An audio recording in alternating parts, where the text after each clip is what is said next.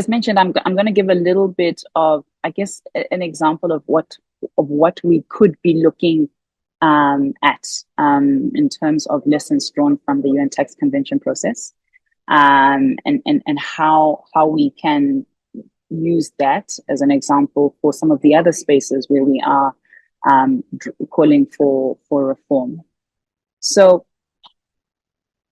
my presentation will be divided into two, as mentioned. So I'll, number one, frame the sort of the way in which we engaged in coordination from an African perspective on the UN Tax Convention. And then secondly, I'll then look at some of the key asks and opportunities at the national level. I think those were the sort of two questions that I received from your end to speak on. So with regards to coordination, the conversation about the UN Tax Convention, at least from an African perspective, can find itself sort of couched in the early 2000s. I think there's a really long and rich history with regards to how we have been sort of calling for global economic governance reform broadly and even within the tax space. But I'm going to start my specific presentation from the early 2000s, just because I think that's where we really started to see the momentum on the conversation of tax as a conversation really pick up. So in the 2000s, there was a lot of research that was being done just very generally, right, on the topic of illicit financial flows, right? It was being done by various academics and institutions. On our side, some of you might know Professor Leon Sindikumana, doing this really, really important work, right, on an issue that was really starting to gain notoriety, right, because of the implications it was having, particularly in undermining many countries' abilities to raise revenues. So what then happened at the fourth Joint Africa Union and UNECA Conference of African Ministers was a conversation about the fact that they wanted to understand what exactly this issue of illicit financial flows was, and secondly, what it meant for us as a continent, right? And the reason for this was because this was round about the time of the Millennium Development Goal conversation, and it was very clear that African countries were not going to meet the MDGs, right? Yet it was unclear. It was unclear why it was that our efforts to try and meet MDGs by tax wasn't working. So in 2011, when these African ministers got together, they then said, let's understand what this issue of illicit financial flows was. And in order to do this, let's put together a panel that can help us sort of do three things, right? Number one, understand sort of what's an assessment of the volumes and the sources of these flows that are leaving the continent. Number two, how are they leaving them, right? How are we losing these resources from the continent, right? Let's use a couple of case studies from African countries. And then number three, what are some of the things we need to put in place, right? What are some practical, realistic, short to medium term actions that we need to take as a continent, but also that the rest of the world needs to take in order to confront this global challenge, right? So maybe just by way of very quick definition, right? Illicit financial flows are really sort of financial flows that are both illicit and illegal, right? In origin, use, or transfer from Africa, well, from countries, right? And really sort of undermine our ability to raise revenue because of the way in which we're seeing these flows leaving the continent. So in 2011, the African ministers said, let's put together this panel. They identified His Excellency Thabo Mbeki to chair this panel and really do sort of those three objectives that I had indicated earlier. And so in 2015, this panel then produced a report, right? And on the left of my screen, you can see what I think most of us on this call now know very well as the high-level panel report. And so this panel report really sort of answered all of those questions, right? It said, how much are we losing as a continent, and put the estimate very conservatively at 50 billion. And then it said, how are we losing it, right? And it flagged, for example, the natural resource sector as one of the most sort of poorest sectors that we need to be thinking about, right? And then the third part of the report was to understand what are some of the recommendations we need to put in place. The recommendations were at three different levels, right? At national level, the recommendations were we need to, for example, strengthen our tax administrations. We need to put in place stronger legislation. At regional level, the recommendations were we need to cooperate as African countries, right, in order to address tax competition as an issue. And then the third level of recommendation was at the international level, right, which is where sort of this conversation kind of finds its footing on an African continent. Finding 15 of this report, right, indicated that illicit financial flows as an issue need to be incorporated and better coordinated across United Nations processes and frameworks, right? So what the report identified was that there wasn't any real multilateral space where the issue of tax and illicit financial flows was being discussed, right? And so this is what this finding was. And so what it was indicating is that this whole conversation, therefore, needs to find its home, or it needs to be better coordinated at the UN, right?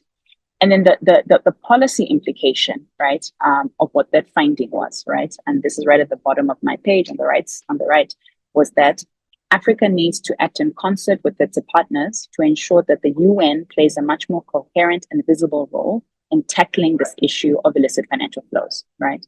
So this is what the high-level panel flagged was what we needed to do, right, in order to start to address this lack of coordination at the multilateral level of illicit financial flows. I'm going to continue reading. The policy implication indicated that doing this involved ensuring that efforts to combat illicit financial flows would be included in the post-2015 development agenda, right? And so similarly, Africa needs to initiate steps for the United Nations to adopt a unified policy instrument on IFFs in order to place the matter squarely on the agenda of the World Organization. So I've just taken that out, right, to really show you that dating back to as early as the early 2000s, right, the issue of the United Nations playing a central role on the topic of tax and illicit financial flows was on the table for African countries. And so what then happened is from this report, we then had an AU declaration, which is what you see on the right of my screen. And the AU declaration on illicit financial flows really sort of spoke to the commitments that member states were putting forward. I took out the section number 9 there to show you a specific point that came out of the AU declaration. So number 9, as heads of state, right, when this declaration was indicated, stated that they expressed the need to ensure that illicit financial flows and their impact on domestic resource mobilization is given the necessary attention by the 3rd International Conference on Financing for Development, and in this regard stressed the need for robust international cooperation to address the problem. So what the heads of state decided in this declaration was that they were now going to take this issue, right, of illicit financial flows, of the need for the UN to play a much more central role to the next meeting of the 3rd International Conference on Financing for Development, right? This is what Stefano mentioned earlier. So how it found itself as an agenda item, right, really sort of stems from these documents, right, dating back to the 2011 heads of state, African ministers decided that the financing for development was the platform that they wanted to use in order to address, right, this global issue that was contributing to loss of revenue from the African continent. What you see on my left is, various statements. It's an example of a statement that this statement, I think, was put out by the Kingdom of Morocco on behalf of the Africa Group, right?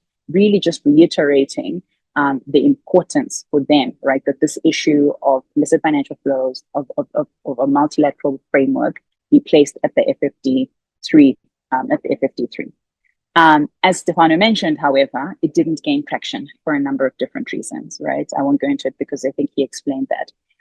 But it is important to note that the FfD3 agenda did indicate that it was important, right, that international tax cooperation moving forward be universal in approach, right, and should take into account the different needs and capacities of all countries, particularly least developed countries. So there was no language on a tax body, and there was no language on the UN playing a central role, right, for reasons Stefano just explained earlier.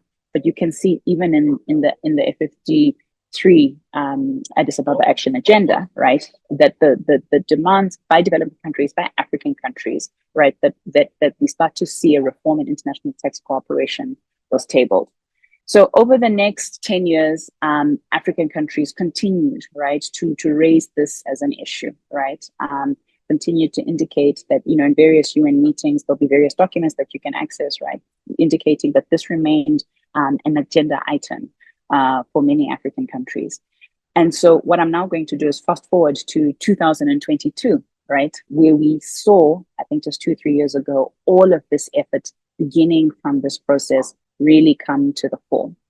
So some of you might know, for those of you who follow tax conversations, that in 2020, the OECD, which currently has sort of oversight on the global tax system, was putting forward what they were calling the two-pillar proposal to address a number of issues that they thought were important in the global tax system, right?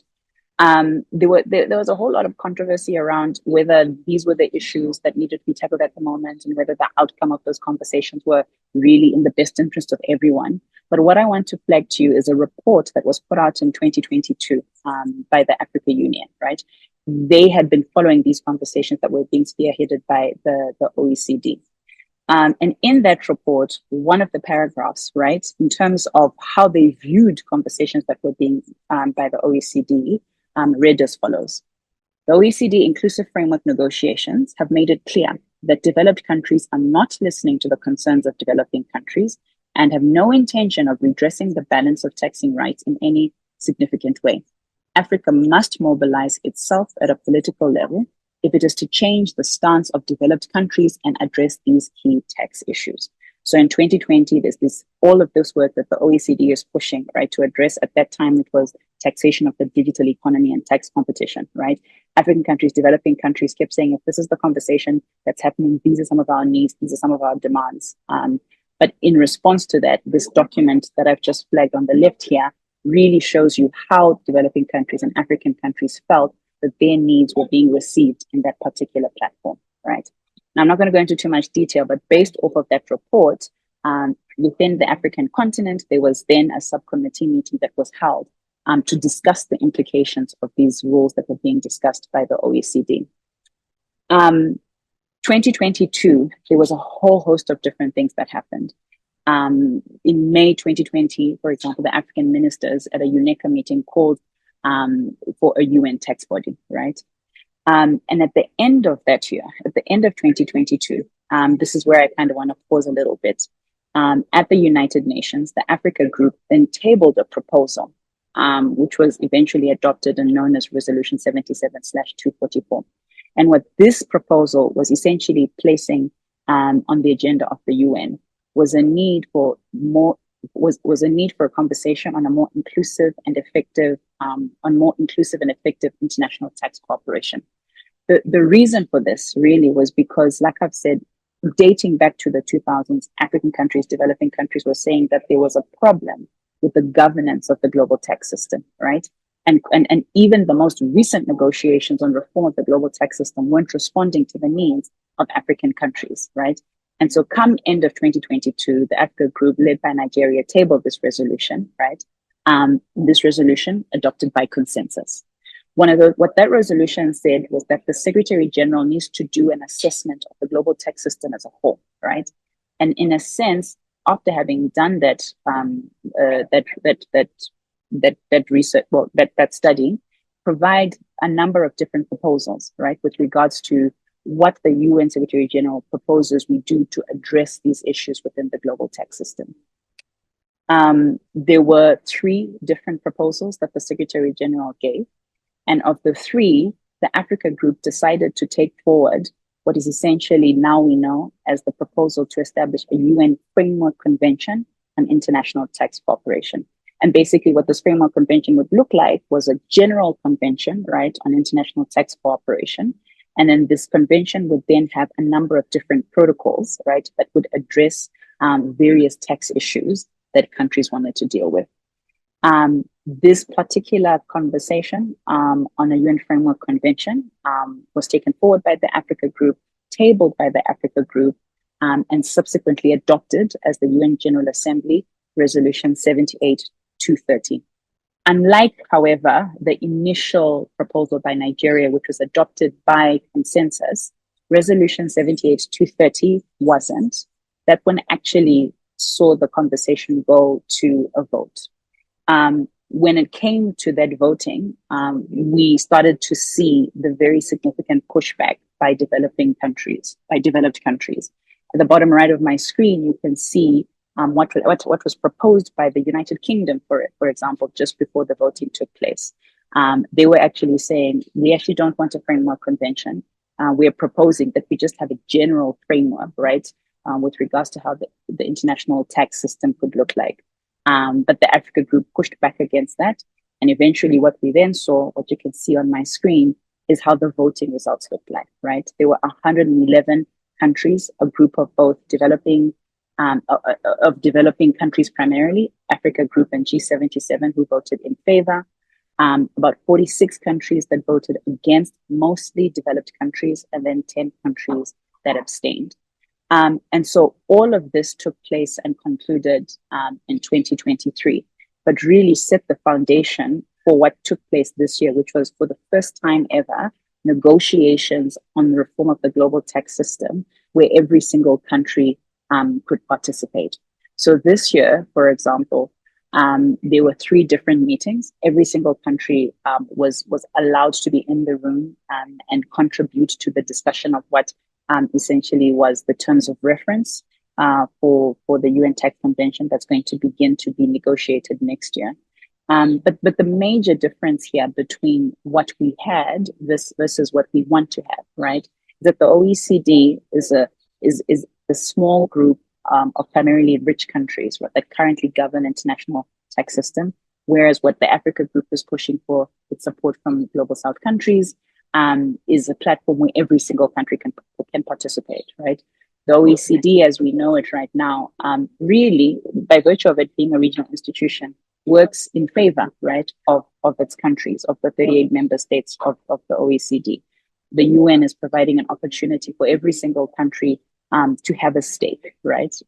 Because essentially what we have is a neutral secretariat at the UN that essentially facilitates those conversations. So I hope, at least by what I've just shown you, is that literally dating back to the 2000s, we have seen coordination of African states, of the Africa group, that have gotten us to where we are today, right? Even up until last year, there was significant pushback. Even this year, with the terms of reference negotiations, there was significant pushback. But in so long as we continue to cooperate, not just as Africans, but with other global South countries, we will be able to get to the outcome that we want. As I wrap up, I'm not going to spend too much time here. I can also see my time, but I think Stefano touched quite a bit here.